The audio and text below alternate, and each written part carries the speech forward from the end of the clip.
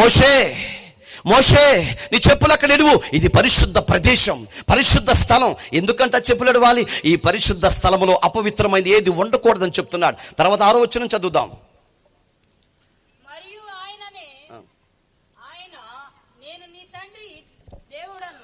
ఆయన అంటున్నాడు, నేను నీ తండ్రి దేవుడును, అబ్రహాము దేవుడును, ఇస్సాకు దేవుడును, యాకోబు దేవుడుని చెప్పగా మోషే తన ముఖమును కప్పుకొని దేవుని వైపు చూడటానికి భయపడ్డాడు. ఆ పొద నుంచి మాట్లాడుతున్నాడు. మోషే, నేనెవరో తెలుసా? నీ తండ్రి అయిన అబ్రహాము దేవుడును, నీ తండ్రి అయిన ఇస్సాకు దేవుడును, సైన్యములకు అధిపతి యెహోవాను నేను నీతో మాట్లాడుతున్నాను అనగానే మోషే అలాగూ తల వంచేసి మోకాళ్ళ మీద ఉండిపోయాడు. ప్రియులరా, మోకాళ్ళ మీద ఉండి చిత్తమయ్యా నేనున్నాను చెప్పండి అని దేవుని సన్నిధిలో ప్రార్థన చేశాడు. దేవుని సన్నిధిలో ఆయన చెప్పే మాటలు వినడానికి సిద్ధపడ్డాడు. తర్వాత ఏమంటున్నాడు? మరి యెహోవా ఇట్లా, నేను ఐగుప్తిలో ఉన్నా నా ప్రజల బాధను నిశ్చయముగా చూసి తిని. దేవునికి మహిమ కలుగును గాక. ఈయనేమో అరణ్యములో ఉన్నాడు. ఎవరిని చూశాడు దేవుడు? తన ప్రజలను చూశాడు. తన ప్రజలు ఎక్కడ ఉన్నారు? ఈజిప్టులో ఉన్నారు. ఏం పని చేస్తున్నారు? ఎట్టి చాకిరీ చేస్తున్నారు, బాధపడుతున్నారు. అక్కడ కన్నీళ్లు గార్చి ప్రార్థన చేస్తే అరణ్యములో ఉన్న ఒక వ్యక్తితో మాట్లాడాడు. అదే గొప్పతనం అండి. దేవునికి మహిమ కలుగును గాక. నువ్వెక్కడున్నావో తెలియదు, నీ ప్రాంతం ఏదో తెలియదు, నువ్వెక్కడున్నా పర్వాలేదు, కానీ దేవుడి సేవకుల ద్వారా నీతో మాట్లాడతాడు, సేవకుల ద్వారా నిన్ను దర్శిస్తాడు. ఈ లైవ్ లో వాక్యం వింటున్న ప్రియ సహోదరుడా, నువ్వెక్కడున్నావు నాకు తెలియదు, ఈ రాత్రి ప్రభు నీతో మాట్లాడుతున్నాడు. నీ శ్రమను చూస్తున్నాడు, నీ కష్టాలు చూస్తున్నాడు, నీ బాధలు చూస్తున్నాడు. ఈ రాత్రి గొప్ప విడుదలైపోతున్నాడు. అయితే నువ్వు దేవుని వైపు చూడాలి, నువ్వు దేవుని వైపు చూడాలి. యేసే వైపు నువ్వు చూడగలిగితే ఆయన నీ వైపు చూస్తాడు. ఆయన నీ వైపు చూస్తే నీ జీవితం అద్భుతంగా మార్చబడుతుంది. ప్రియులరా, ఎవరు దేవుడు అంటండి? సైన్యములకు అధిపతి యెహోవా. ఆయన ఐగుప్తిలో ఉన్న ప్రజల మొరను విన్నాడు, వాళ్ళ ప్రార్థన విన్నాడు. నా ప్రజల మనవిని విన్నాను, నా ప్రజలు అంగలారుస్తున్నారు. కాబట్టి ఏం చేయాలి? నువ్వు వెళ్ళి ఏం చేయాలి? ఆ ప్రజలను బయటకు తీసుకురావాలి. దేవునికి మహిమ కలుగును గాక. హల్లెలూయా చెప్తావా బిగ్గరగా? కొంచెం చెప్తా ఉండండి మీరు. ప్రియమైనటువంటి వారులారా, మోషేతో మాట్లాడుతుంటే మోషే ప్రభు ఆ యొక్క సన్నిధిలో ఆ పరిశుద్ధాత్మ ఎదుట మోకరించి ప్రభు వైపు చూడలేక కన్నులు దించుకుని ప్రభు చెప్పే మాటలు మాత్రమే వింటూ ఉన్నాడు. ఇక్కడ మనం గమనిద్దాం. మోషేతో దేవుడు చెప్పాడు, వాళ్ళిద్దరు మాట్లాడుకున్నారు. తక్షణమే బయలుదేరి ఈజిప్ట్ ప్రాంతంలో రాజు దగ్గరికి వెళ్ళాడు. దేవునికి మహిమ కలుగును గాక. హల్లెలూయా. తన ప్రాణమును లెక్క చేయకుండా ఈజిప్ట్ ప్రజలు కఠోరమైన ప్రజలు. ఇశ్రాయేలీయుల ప్రజలు అప్పటికే సుమారు 30 లక్షల మంది ఉన్నారండి. ఎలా చెప్పగలుగుతారంటే 6 లక్షల కాల్బలం అని రాయబడింది. అంటే యుద్ధము చేయటానికి సమర్థులైనటువంటి వారు 21 సంవత్సరం దాటినటువంటి వారు 6 లక్షల మంది ఉన్నారు. వారి భార్యలు 6 లక్షల మంది ఉంటారు. అప్పుడు ఎంతమంది అయ్యారు? 12 లక్షల మంది అయ్యారు. అప్పటి కాలంలో ఒక్కొక్కరికి 4, 5, 6 మంది, 8 మంది పుట్టేవాళ్ళు. అవునండి. పోని మనం ఇద్దరినే వేసుకుందాం. ఇద్దరిని వేసుకుంటే ఎంతమంది అవుతారు? వీళ్ళకు 12 లక్షల మంది అవుతారు. ఇందాక 12, ఇప్పుడు 12 కలిపితే మీరు మంచి లెక్కలు, మంచి పాస్ట్గా ఉండారు, డాక్రా లెక్కలు అనుకుంటా, 24 లక్షలైనని. ఈ తల్లిదండ్రులకి అమ్మ నాన్న ఉంటారు కదండి, వీళ్ళిద్దరు కలిపితే 12 లక్షల మంది. మొత్తం 36 లక్షల మంది. ఈ 36 లక్షల మందిలో ఎక్కడొకళ్ళు చనిపోయారు అనుకుందాం, ఒక 6 లక్షల మంది తీసేద్దాం. సుమారు 30 లక్షల మంది ఎక్కడున్నారండి? ఈజిప్టులో ఉన్నారు.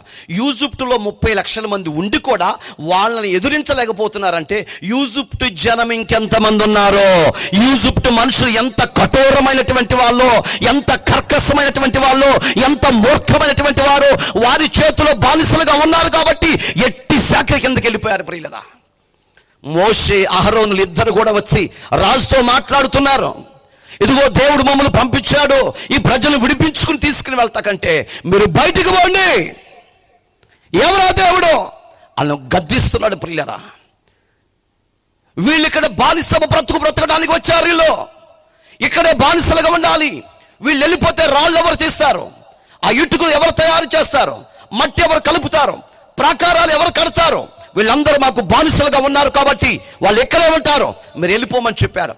అప్పుడు 9 అద్భుతాలు చేశాడు. దేవునికి మహిమ కలుగును గాక. దేవుడు ఆ మోషే రాజు ఇద్దరు కూడా హోరాకోరితో మాట్లాడుకుంటున్నారు. నువ్వా నేను అన్నట్లుగా మాట్లాడుతున్నారు. ఎంత కఠినంగా చెప్పినా, ఎంత భయపెట్టి చెప్పినా అసలు యెహోవా మాటనే లెక్క చేయట్లేదు రాజు, అస్సలు పట్టించుకోవట్లేదండి. మోషేకి అర్థం కాల. అప్పుడు అద్భుతాలు చేయటానికి దేవుడు మోషేకి కృప చూపించాడు. దేవునికి మహిమ కలుగును గాక. ఇవన్నీ మనం విన్నాం కాబట్టి పాజిటివ్గా వెళుతున్నాం. మోషే నీ చేతిలో ఉన్న కర్ర కింద పడేయమనగానే కర్ర కింద పడేశాడు. కర్ర ఏమైపోయిందండి? వెరీ గుడ్, పాము అయిపోయింది. తర్వాత దాన్ని పట్టుకోగానే మళ్ళీ కర్ర అయిపోయింది. ఇదేనా మీ దేవుడు చేసేది? మాలో కూడా ఉన్నారు చూడు అని శాస్త్రులను, పరిచయులను, మంత్రగాలను పిలుచుకొచ్చాడు. వాళ్ళు కూడా కర్రలను తీసుకొచ్చి కింద పడేస్తే అవి కూడా పాములు అయిపోయాయి. అవి కూడా పట్టుకుంటే మళ్ళీ కర్రలు అయిపోయినాయి. ఇదేగా మీ దేవుడు, ఇదిగో మాకు ఉన్నాడు దేవుడు అని రుజువు చేసుకున్నారు ప్రియులారా. ఇలా ఏం జరిగిందంటే, ఇదిగో పాములు చేశారు, అక్కడ వాళ్ళు కూడా వచ్చారు, పాములు చేశారు, ఎన్నో తిప్పలు పడ్డారండి. మోషే ఆశ్చర్యకరంగా చూస్తున్నాడు, ఎలా తీసుకురావాలని అర్థం కావట్లేదు. పిల్లలు, తల్లులు, వీళ్ళందరి పరిస్థితి ఏంటంటే, 9 అద్భుతాలు చేసిన తర్వాత దేవుడు మోషేని పిలిచాడు. మోషే, ఇట్లా కుదరదు, అద్భుతాలతో మారేవాళ్ళు కాదు. దేవునికి స్తోత్రం. ప్రజలు ఎలా మారేవాళ్ళు కాదు చెప్పండి? చాలామంది, అయ్యా నాకు బాగాలేదు ప్రార్థన చేయమండి, గొర్రె పెట్టినట్టు పడతారు తలకాయ, స్వస్థత పొందుతారు. స్వస్థత పొందిన తర్వాత ఆదివారం ప్రార్థనకు వస్తారా? అమ్మ ప్రార్థనకు రాలేదంటే చుట్టాలు వచ్చారని రాలేదయ్య గారు. మరి చెప్పే విధానం కూడా ఎంత గొప్పగా చెప్తారో. ఆదివారం ఎన్నిసార్లు దేవుని సన్ని ఎగ్గొట్టావో, ప్రభుకి ఇవ్వాల్సిన సమయాన్ని ఇవ్వకుండా నీవు స్వార్థానికి వాడుకుంటున్నావు. ఇవన్నీ దేవుడు ఒక దినాన లెక్కలో తీసుకొస్తాడు. జాగ్రత్త. పరిస్థితులు విషమించక మునిపే మన జీవితాలు మనం కట్టుకుందాం ప్రియులారా. దేవుడు గొప్ప దేవుడు, సర్వాధికారి అయిన దేవుడు, ప్రేమ కలిగిన దేవుడు. సేమ్ టైం ఆయన కోపాగ్నికి తాళుకోగలిగిన వాళ్ళు ప్రపంచంలో ఎవరు లేరండి. ప్రేమిస్తే ప్రేమించే దేవుడు, ఆయనకి వ్యతిరేకంగా జీవిస్తే ప్రపంచంలో ఎవరినైనా సరే ఏరేస్తాడు దేవుడు. కలుపు మొక్కలు ఏరినట్లుగా ఏరేస్తాడు దేవుడు. నువ్వైనా నేనైనా, ఎంత గొప్పనైనా సరే, ఎంత ప్రెసిడెంట్ అయినా, అమెరికా ప్రెసిడెంట్ అయినా, ఆస్ట్రేలియా ప్రెసిడెంట్ అయినా, వాడు ఎంత ధనముండా ఏరేస్తాడు దేవుడు. ఆయనకి అసాధ్యమైంది ఏమీ లేదు. ఆయనతో ప్రేమతో జీవించినంత కాలం, ఆయన దగ్గర లోబడి ఉన్నంత కాలం సవ్యంగా సాగిపోయింది. ఉద్యోగం చేసేటప్పుడు ఒక దగ్గరికి వెళ్ళి మనం ఉద్యోగం చేస్తున్నాం, ఆ యజమానికి వ్యతిరేకంగా మనం ఏం చేస్తాం అనుకోండి, ఉద్యోగాన్ని పీగేసి బయట నెట్టేస్తాడు. పోరా నువ్వు నా దగ్గర పనికిరావని. నీ కళ్ళ ముందు కనబడే మనిషి నెట్టేస్తే ఆహారం ఇచ్చి, ఏమిచ్చి వచ్చేటప్పుడు ఏం తేలా, మనకు ఆహారం ఇచ్చి, వస్త్రాలు ఇచ్చి, ఇల్లు ఇచ్చి, పశువులు ఇచ్చి, పక్షులిచ్చి, 87 లక్షల జీవ జలరాశులను దేవునికి ఇచ్చి, నువ్వు బ్రతకడానికి ఆశ్రయంగా ఉంచి, ఫలవృక్షాలిచ్చి, పళ్ళిచ్చి, మేకలు, గొర్రెలు ఇవన్నీ దేవుడు నీకు ఇచ్చి, ప్రతి దినము కంటికి రెప్పలాగా కాపలా కాస్తుంటే, నువ్వు బ్రతకాలని తన ప్రాణాన్ని పెడితే, పరిశుద్ధత కొరకు ఆయనే భూమి మీదకి దిగొచ్చి నిన్ను పరిశుద్ధ పరచడం కొరకు ఆయన ప్రాణాన్ని నీ కొరకు త్యాగం చేస్తే, ఇంతకంటే మేలు చేసేవాళ్ళు ప్రపంచంలో ఎవరున్నారండి? అంటే నీ మీద దేవునికి మాత్రమే అధికారం ఉంది, ప్రపంచంలో ఎవరికి అధికారం లేదు.